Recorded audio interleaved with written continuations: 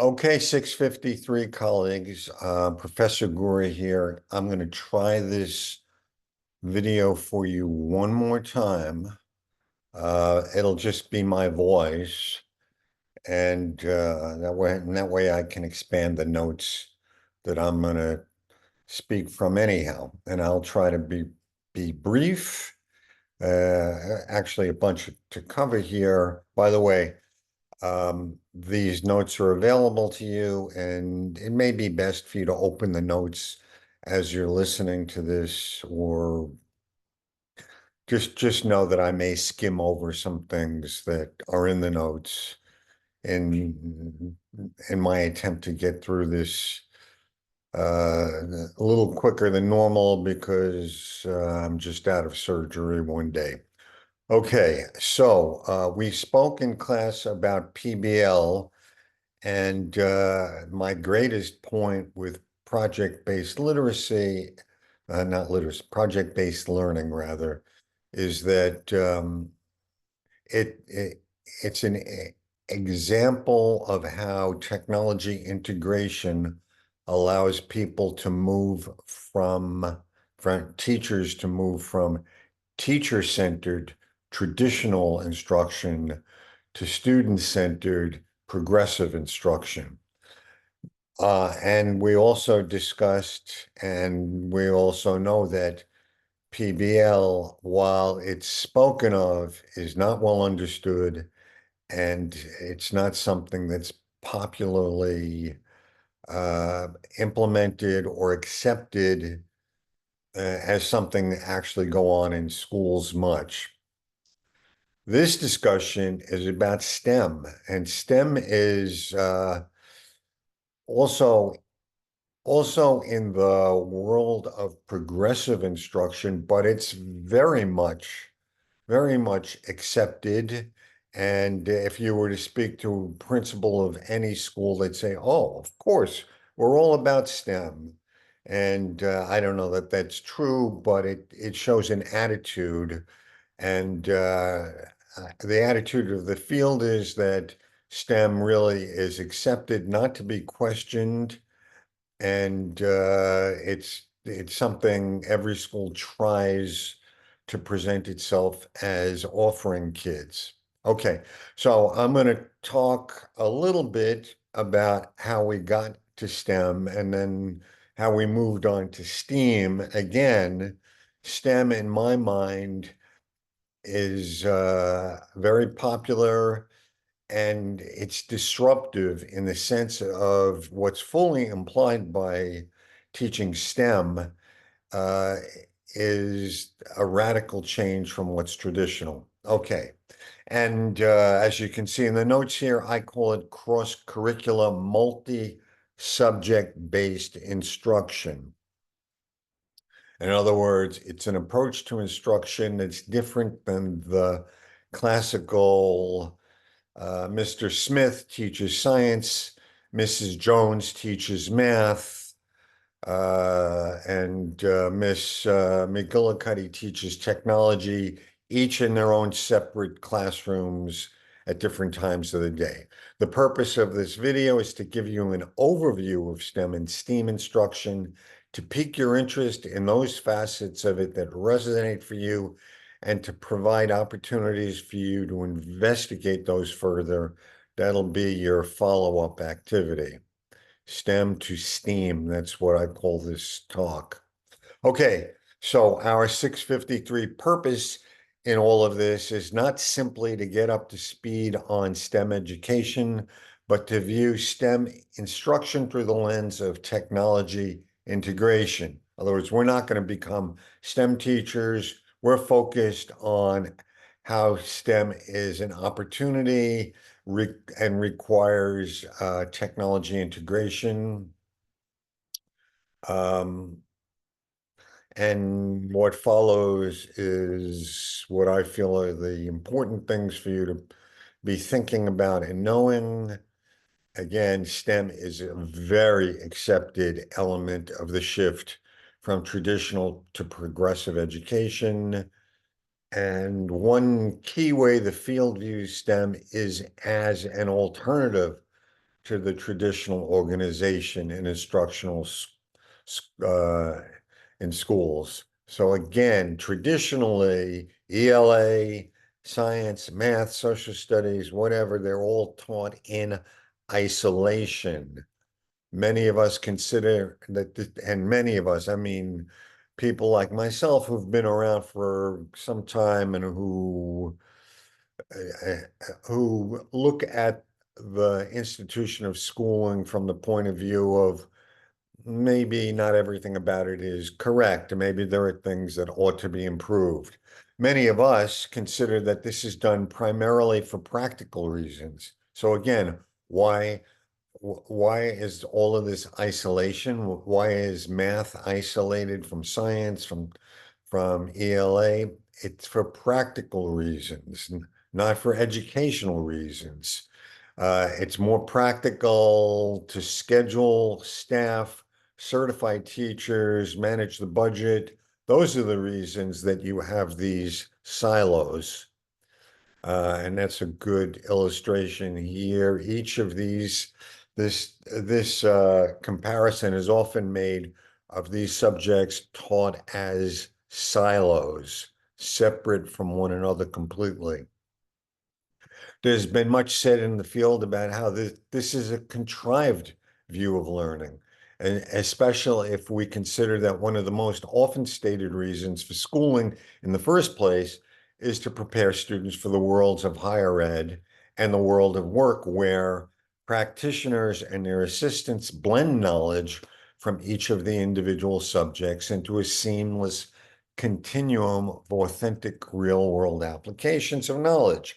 For instance, if we think about people like doctors, medical doctors, corporate CEOs, farmers, engineers, all of these people practice their profession by blending their understandings and skills, cherry-picked according to need from the body of subject knowledge they've acquired over the course of their education and direct experience in the real world. In other words, uh, in real life, these subjects aren't separated. If you go to a doctor, he's going to be combining his understanding of math and science and social parts of existence and history. He's going to be drawing on all of that in taking care of a patient. He doesn't first do the science and then turn the science off and go to the math, taking the temperature and calculating the EKG scores, and then taking the history, the social studies. It's all combined. That's realistic. And there are many educators who feel that separating the subjects that way is contrived and not a good way to do it. As always, in this ongoing conversation about technology integration into instruction, and I add at the service of enabling progressive education practices, I counsel that avoiding either or thinking is to be avoided. I don't want you thinking that either we're going to do uh, progressive ed or traditional ed, that either we're going to teach multi-subject across the curriculum or in silos. What we're looking for is a healthy balance to serve the students best. Also, I want you to note that this shift I'm talking about, although it may be new to you, is not new. These ideas have been around for decades and decades, but my point is always that they've become important ideas since they've been practical to implement, and that's due to the presence and integration of classroom technology. On a personal note, when I first began supervising citywide offices for instructional support. Yes. So I mentioned before, I was in charge of the technology for the entire city of New York. The first office I was given before the Office of Educational Technology was called MST, the Office of MST, Math, Science, and Technology. Later on, engineering was added to that. And we'll look at why that's so and how that came about just a little bit in a minute. I'll point out that we can't speak of engineering. Remember, STEM is science, technology, engineering, and math. We can't speak of engineering as one of the silos I just showed you, because engineering, for the most part, really isn't taught as a subject. And while sometimes you'll see it in higher ed or even in better high schools, it doesn't really show up much in the pre-K world, maybe on occasion in the high school career and technical education division. A little bit of it shows up in middle school in science, just a little bit. Uh, but it's a powerful and important idea. And I want to show you the headline from this article. There's a screen capture I took. And notice that this comes from ASCD, Association for Supervision and Curriculum Development, which in our world, the United States and beyond, ASCD really is the gold standard for what's accepted in education. So they published this article, Tearing Down the Silos in K through 12 Curriculum. And again, notice it's associated and published by ASCD. And under that is a subset, the National Institute for STEM Education. So this idea is well established, been around for a while, and it is accepted. Let me throw another one of my guiding principles at you for technology integration. Remember, we started the course by talking about peer leadership, and that whether you like it or not, if you're in the know in technology and if you get the certificate you're being prepared for in this master's program, you're going to be a peer leader in one sense or another. So our job is not to, as teachers, our job is not to use technology in teaching, but to use it to improve the learning and experience of our students. Further, I'll say that again, our job is not simply to use tech, but to use tech to improve the learning experience of our students. And further, as peer technology leaders, our job is not to get colleagues to use more technology more often, but support them in adopting technology to improve the learning experience for their students. Still, technology is an enabler, making varieties of instructional practice possible. PBL is a good example of that. PBL, project-based learning, as a concept was around for decades and decades, but rarely done because it was so hard to do. And when technology showed up in the classroom and good thoughts about how to integrate technology showed up, all of a sudden PBL becomes doable and uh, a worthwhile target. STEM, STEM is even more powerful example of how technology can can refocus the thinking on instruction, particularly because STEM is so universally accepted as a goal, as the way we should be doing things. So again, the acronym stands for science, technology, engineering, and math. From the perspective of technology integration, let's notice that technology is named up front as a key element. So we don't even have to scratch our head about how we're going to integrate technology into this. What this is an integration of technology. So what is engineering? What engineering is and its place in the STEM acronym bears some work to understand, and we'll get to that. But first, let's reflect a bit on the science and math components.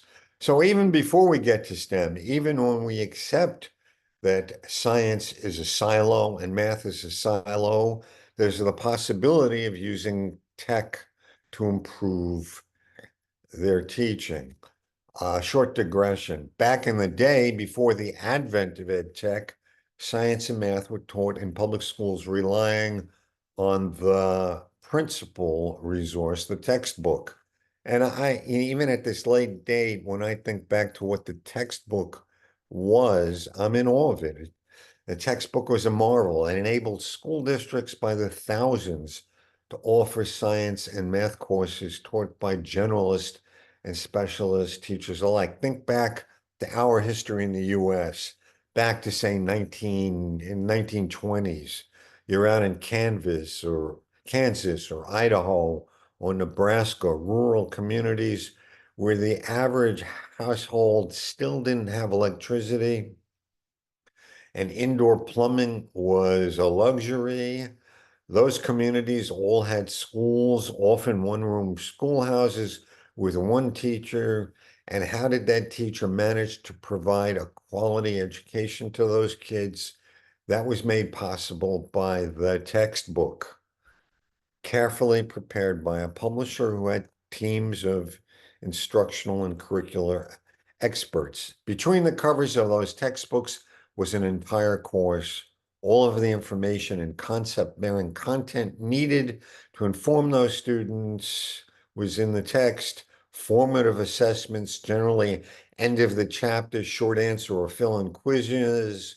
There were also suggestions further back in the textbook behind the quizzes for extended activities. There were teacher guides and giving the teachers insight and know-how in how best to use and support the text.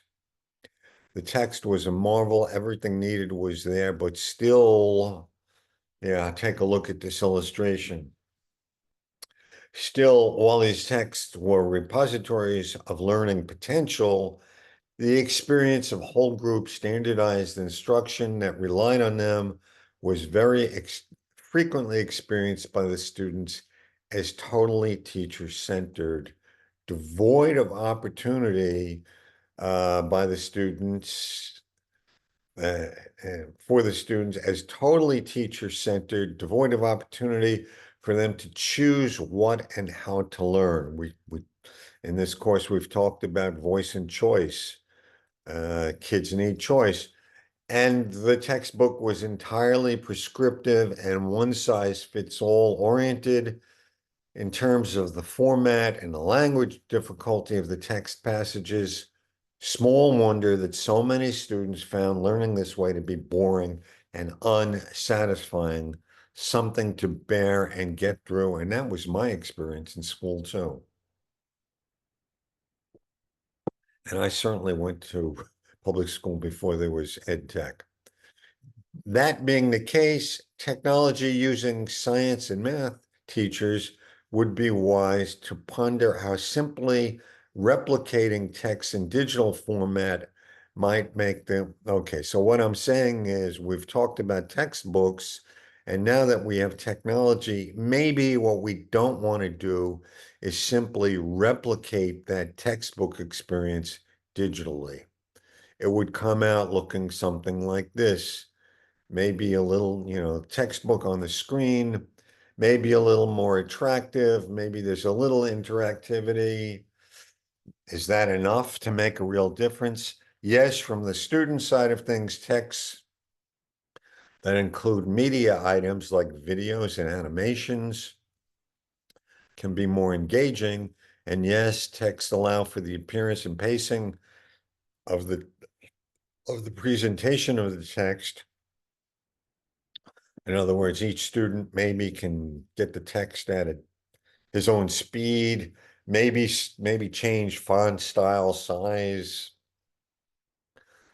All of that may make it easier for the student to access the text. And yes, from the teacher side of things, it's easier to distribute such a digital text. We don't necessarily have to lug around these heavy items that can get lost or be difficult to pass out and collect and all of that stuff. And it's easier to collect formative assessment. You can give, it's certainly easier to give quizzes and Kahoots and Quizlets and things like that online. And depending on level and type, these digital texts may gather data about the student performance and collate and present the teacher with diagnostics and supplementary materials when needed. All of that is good stuff. Having said that, uh, it may be profitable for teachers of these subjects to ponder how technology may be used in the context of teaching science and math beyond simply replicating a textbook digitally.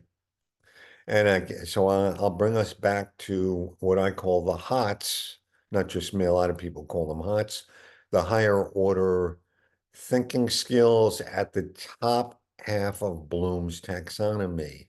Or for some of you that use DOK, depth of knowledge framework, the fourth level of the DOK. Um, the textbook, digital or in print, is really oriented primarily towards the lower order thinking skills. But as informed educators, we want to get kids operating and learning in and about this upper tier of the taxonomy. So maybe technology can support even silo-oriented science and math teachers in doing that. And I'm not going to spend a lot of time on this. We've already spent some time on it in class. We'll spend some more, but I want to reiterate a little bit. So what I've done is I've went out and aggregated some resources for you. Here's one from resources you should be familiar with. It's a good group. They're called We Are Teachers, and they offer this resource. Again, the links are for you in our notes always. This one's called 10 Interactive Science Simulations. We spoke about interactive simulations, how they make things come alive and invite kids to come in to play around with science and envision how things can be. One class of interactive science simulation is a physics, but simple physics for elementary kids called roller coaster. And so you see a roller coaster simply illustrated. I wish I had a screenshot for you, but I neglected to do that. So imagine with me, there's a roller coaster and there are cars on the roller coaster. And the objective of this simulation is how high can the student make the drop in the roller coaster be before the cars fall off and the passengers all die. And so there are numerical values given for how steep the roller coaster is. And the students can observe in numbers as well as picture how steep the angle can be before the passengers fall off and die. And kids can have a lot of fun with that while they're learning. And here's another one. I'll encourage you to investigate. These are virtual lessons. This was put out during the COVID mandate to remote from Drexel University's Academy of Natural Sciences. And these were designed so that kids could go online with a teacher and get a very full and rich media-driven science activity experience. And they've kept them up after COVID. They're good. Go check them out. And if you want to see good examples of how technology can enrich math and science in particular in this case. And I think where we're heading in general is it's not, again, not either or. It's not everything's going to be done live with kids in school, but we're also going to give kids things like this in school with a teacher supervising, but they'll use these same very rich activities somewhat independently. Okay. And there's also an article here, how to utilize technology to enhance teaching science, and another article using simulations to teach young students science concepts, experiential learning, theoretical analysis. Okay, that's a good one. I would encourage you to check it out, particularly if you teach science. What about the math side of things? Well, here's a few that I aggregated for you. Amplify, they did a good job on this. I'm not always a big fan of Amplify, but this is a good item. The power of technology in the math classroom. Uh, and this is more PD about the value of tech and with some good examples in math. Um, just just for the heck of it, I thought I'd throw this in, caught my eye from Education Week. You need a subscription for this, but they will give you a free subscription for 10 free articles. If simple Reg, just give them your email, and you can always unsubscribe. 25 bad uses of text to avoid when teaching math. That's a refreshing other side of things look. And Edutopia is always the gold standard. Wonderful group there. Effective technology use in the math classroom. Okay, so we've spoken about some math. And one of the things that came up early in the semester is virtual manipulatives, how they help students envision the way numbers and patterns and geometric figures work. Uh, and these enhance and allow experimentation. Kids like to play and move things around, and we can leverage that to improve math instruction in the sense that kids get to see how numbers behave.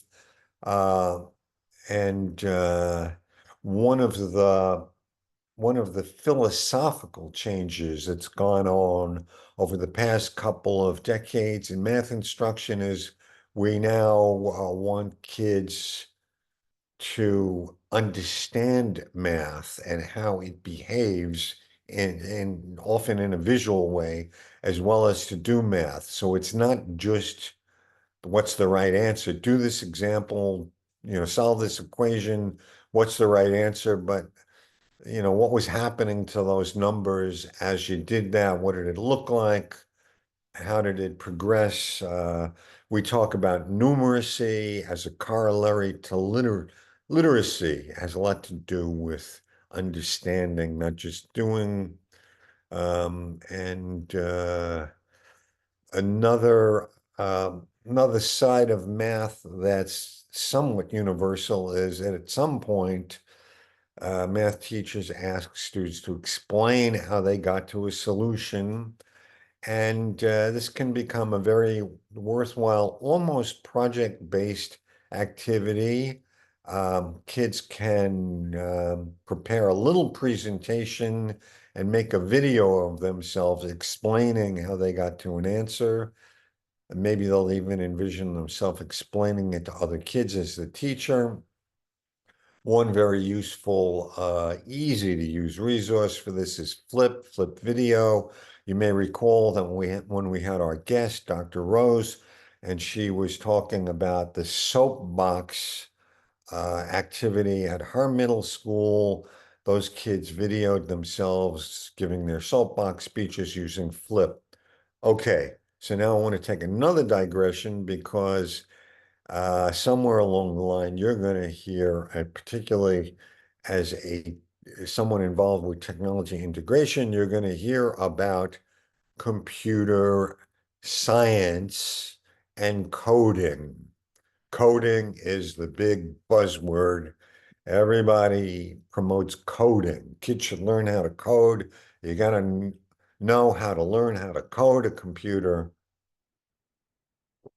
yada, yada, yada, blah, blah, blah. Okay, let's take a more analytical view at it. Where did this whole coding thing come from? Well, my interpretation on it is it's something like an out of control snowball rolling down the hill, picking up mass and velocity as it goes along. If you haven't heard a big pitch for coding so far, you will eventually. So where did this concept come from? I think it came from President Obama, who I think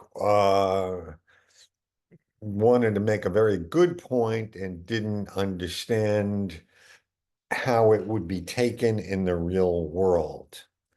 So back in the, I don't know, the early 2000s, President Obama made it might have been part of the State of the Union speech or some related speech, State of Education. I found these three snippets that you can access in YouTube. They're very short. In the first one, President Obama comes right out and asks America to learn computer science, which is a good idea if we understand what's meant by computer science.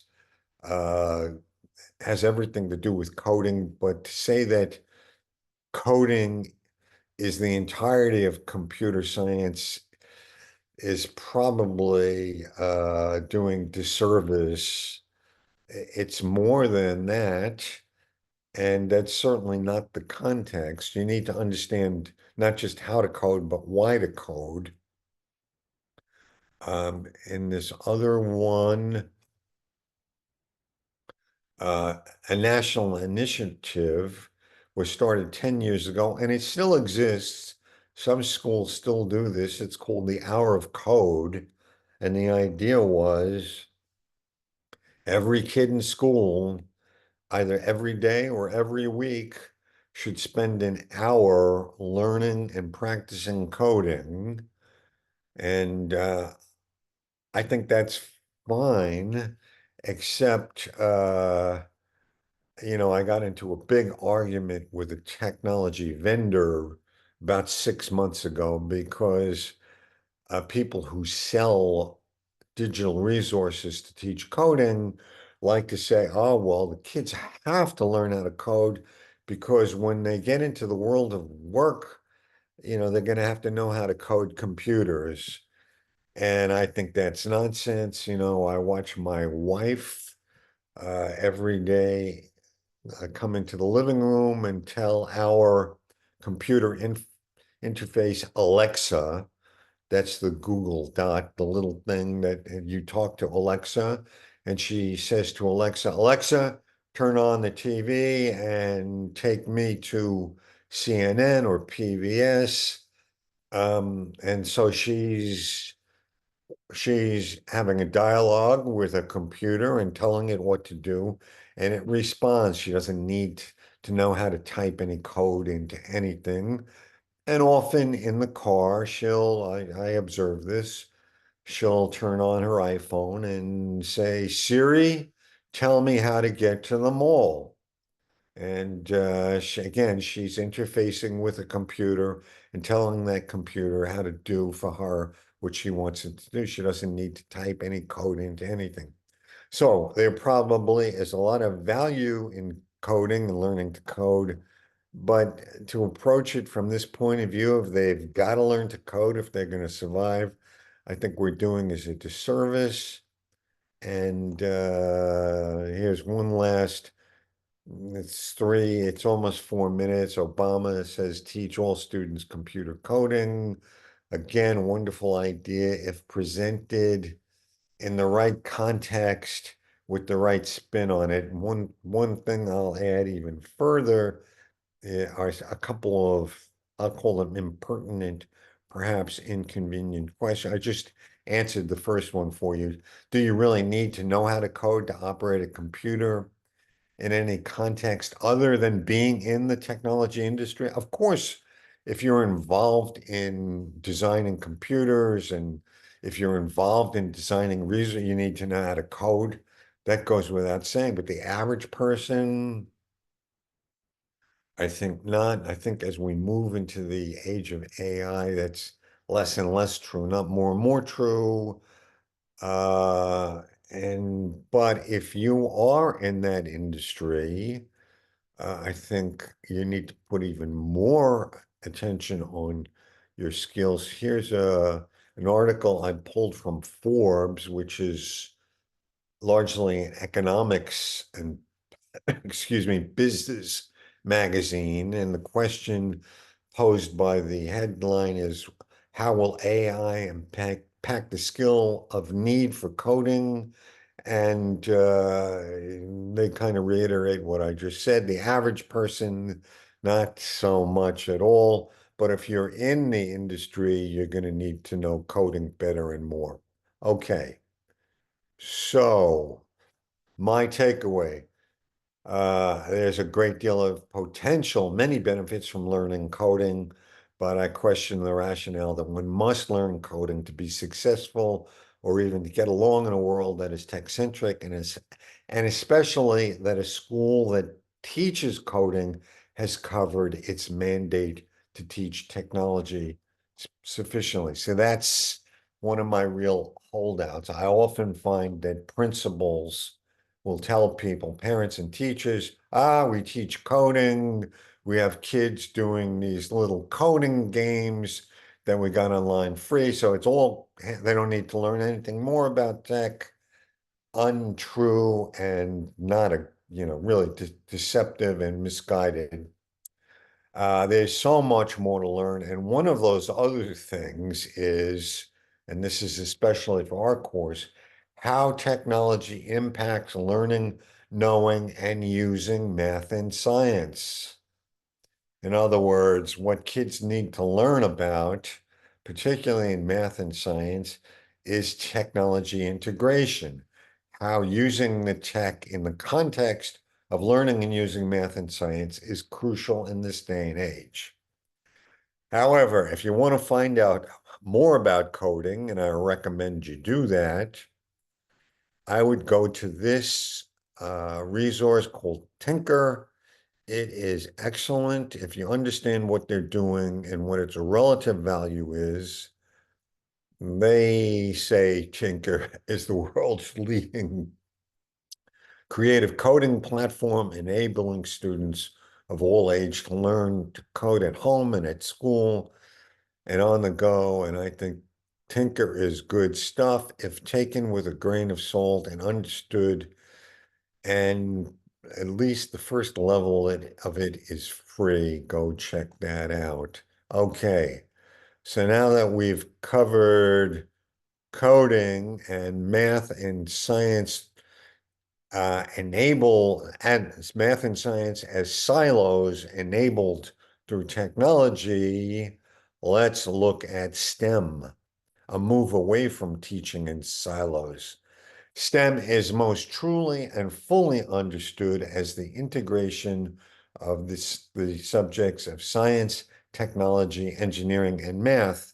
In other words, if these subjects are taught in isolation, the way they generally are, um, is that really STEM? And I don't want to beat up on principals too much, but I've witnessed a good many of them kind of misspeaking. They'll say something like, "Oh yeah, we've got a great science teacher here. Our math classes are great, and we have a great computer teacher, technology teacher. So we got a great STEM program." No, that's not STEM. That's science and math and technology taught very well as silos. It's when those things are integrated for good purpose that you get STEM. So, how do we integrate them? Well, we've got to look at this bothersome non-subject, engineering. That's kind of the key to it. because what an engineer does in his daily business is cherry pick math, knowledge, and skills, and science, math, and skills, and use them as needed and apply them as needed. It has everything to do with applying knowledge, and that's STEM. Okay. So we've touched on how can be integrated into the teaching and learning of science to support efficient teaching and potentially improve the learning experience there. That goes for math as well. But how do we integrate math and science and technology, in other words, into one cohesive activity that illustrates the need for all of them? And I'm going to suggest again, the answer is by teaching engineering. Engineering is the context in which we can join math and science. And so I guess we better get around to what is engineering. And I pulled some meanings off the web. Engineering is designing, testing, and building machines, structures, and processes using math and science. Here's another one I got from Wikipedia. Engineering is the practice of using natural science, math, and the engineering design process to solve technical problems, increase efficiency and productivity, improve systems. Okay, so again, engineering is applied learning. This is me talking. Applying the learning of math, science, and technology to real world situations, real world needs, real world challenges and problems, using the body of knowledge and skills of MST, that's math, science, and technology, in a real world context, using them, applying them. Okay, that's all well and good conceptually, but what engineering activities, what activities are there that we as teachers can actually use to engage kids to learn engineering? And one that I've been very much involved in that's actually far simpler to teach than it looks is student robotics. And that could be a 4 hour talk. I'm just going to direct you to consider one resource. The most popular brand of student robotics materials ever put out is Lego. When we hear Lego, we're thinking about kids playing and things that are simple, simple to manage. So you can be reassured by that. With Lego robotics materials, the students conceive, design, build, program, and operate their own robots, their own autonomous, fully functional robots. But I want to point out to you that these are real robots, and that I love to talk about this, that at NASA, where they have very adept engineers, including robotics engineers. Sometimes they use these same kids' Lego robotics materials to quickly prototype and try out and test some ideas in robotics because it's they can do it on their desktop and they can do it quickly. They don't need to go to a factory and spend millions of dollars. So my point is that these Lego robotics materials are real robotics materials, and the things that kids create with them are real robots.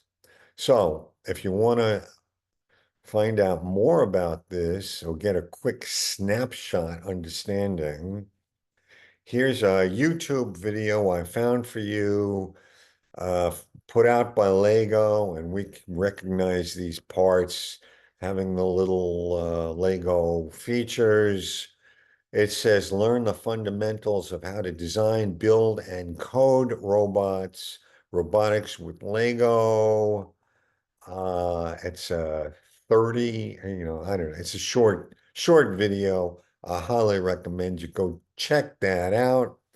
And one further thing I'll mention is that there's this organization called First Lego League. And so this is something that's very popular with a great many schools. Um, and Student robotics offers learning opportunities that include, but that go beyond STEM. So what's it like not just to make robots, but to be a robot maker in the real world? I'm talking about a competition where kids learn how to team up and create these robots together and then have their robot compete against other schools' robot teams. But it's also all about getting along and learning together. And they've coined this term instead of competition, they call it cooperation. How do people in a friendly, competitive way further their learning? First, Lego League kids form teams at their school and then go maybe in the school district. There are several schools, and beyond that, the region, just like any other sport. And so there's the first Lego League. It's actually an international competition, and by now there are thousands and thousands of schools involved. Student teams solve a challenge in order to compete. The challenge is a problem or a need that must be addressed through the conceiving of, designing of, construction, and running of a student-built and programmed autonomous robot.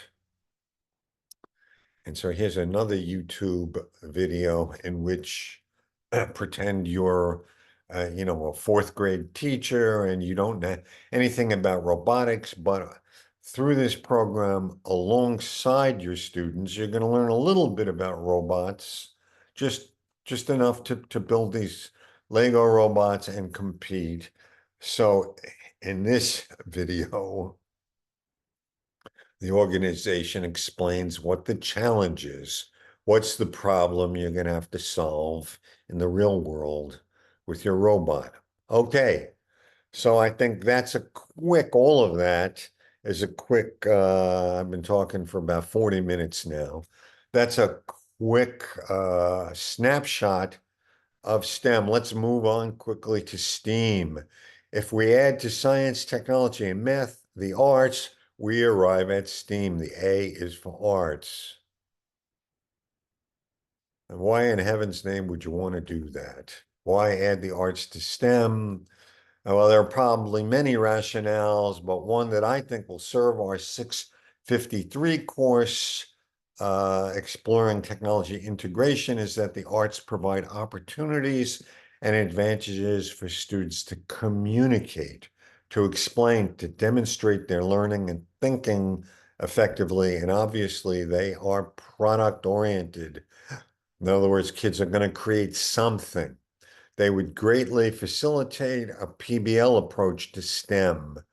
And so maybe this is a little bit like project-based learning in the sense that the kids create something.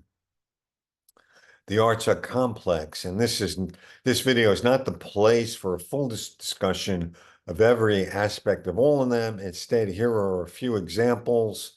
The connection to visual art is obvious. Students who make posters or infographics communicate about STEM learning, music, in the sense of song lyrics, would be a way of having students focus on meaning they discovered in STEM and communicating that. Yes, they might write a song or do a rap, and the lyrics would communicate what they've learned. Literature, which is an art, although it's not often presented in school as an art, it's one powerful dimension of this is storytelling. And this could be poetic or fictional storytelling, but there's also functional storytelling, nonfiction storytelling.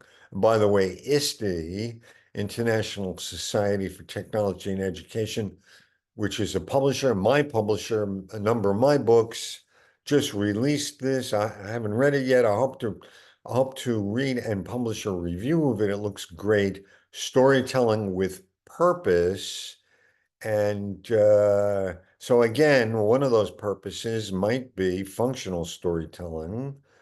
And in our K through 12 curriculum, there's always procedural narrative. How do you do something? How do you make a peanut butter and jelly sandwich? That's a narrative. First, find two slices of bread, a jar of peanut butter, a knife, and a jar of jelly. Second, lay out the two slices of bread side by side. Third, take the knife and spread peanut butter on slice one. Fourth, spread the jelly. Fifth, join the two pieces of bread together. That's a narrative procedure or procedural narrative, visioning stories, stories about how things might work. How might we create a ladder to the moon? How might we get to the moon otherwise? We might create a rocket. We might beam ourselves up. It's a lot of scientific and engineering creation begins with stories. Elevator pitches are stories. Again, stories are how I arrived at my answer. Okay. So that's a quick tip of the hat towards other aspects of STEAM, arts and STEM. Now, what I'd like you to do is explore on your own, and the final portion of this activity, this alternative activity, is for you to take a look at one or two or three ancillary short videos or articles, excuse me, and then just react to all of this. Okay, so here's some good stuff I aggregated for you. What is STEM from Australia University? What is engineering? What is STEAM education? Some good examples of kids engaged in STEAM activities. That's a student testimonial. This kid, Sydney, creates a robot. She does an experiment. She designs a product. It's part of her STEAM learning. Some great stuff from Coder Z, which is a resource seller. Kibo, a wonderful producer of robotics for very young children, storytelling robots, using storytelling to transform your STEAM class. A lot of good resources here. That's it for me for today. I'm going to go rest up. I hope you find good value in this alternative assignment. I'll see you after a while. Have a great day or evening, whatever the case may be. Bye bye.